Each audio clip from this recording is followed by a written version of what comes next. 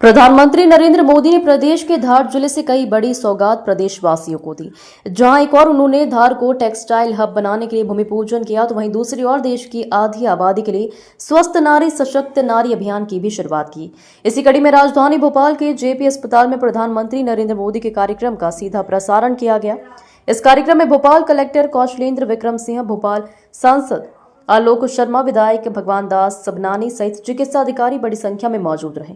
कार्यक्रम के बाद सांसद आलोक शर्मा ने कहा कि देश की आधी आबादी को सभी जगहों पर महिलाओं के लिए स्वास्थ्य शिविरों का आयोजन किया जाएगा, जिसमें शारीरिक रूप से कमजोर महिलाओं और कुपोषित बच्चों के लिए लाभ दिया जाएगा।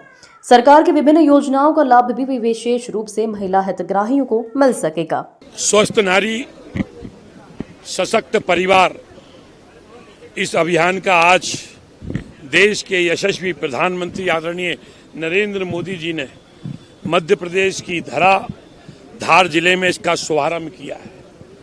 आदरणीय प्रधानमंत्री जी ने ये पूरे देश की बहनों को ये तोहफा दिया है अपने जन्मदिन के अवसर पर कि वे स्वस्थ रहें, प्रसन्न रहें, क्योंकि आज हमारे घर में हमारी माँ अगर स्वस्थ रहती है तो पूरा परिवार स्वस्थ रहता, पूरा परिवार खुश रहता है।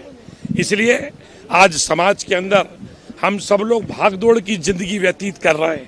कब सुबह हो जाती है, कब दोपहर हो जाती है, कब शाम हो जाती है, कब रात हो जाती है।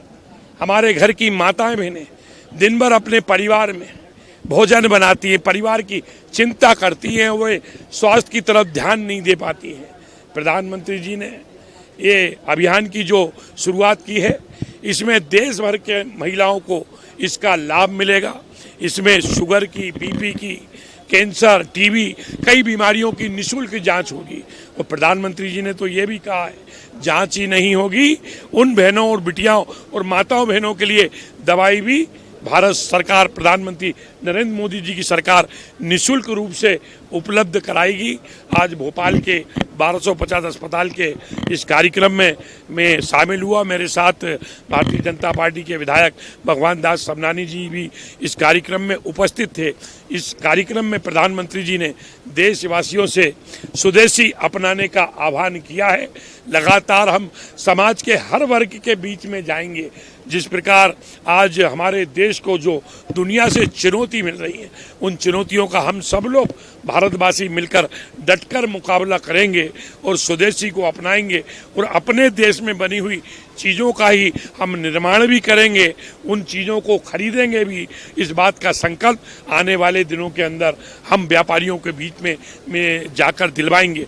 पिछले दिनों में भोपाल के बाजारों में भी निकला था और हर दुकान के ऊपर हमने स्टिकर भी चिपकाए थे कि हम स्वदेशी अपनाएंगे, यहाँ स्वदेशी सामान मिलता है।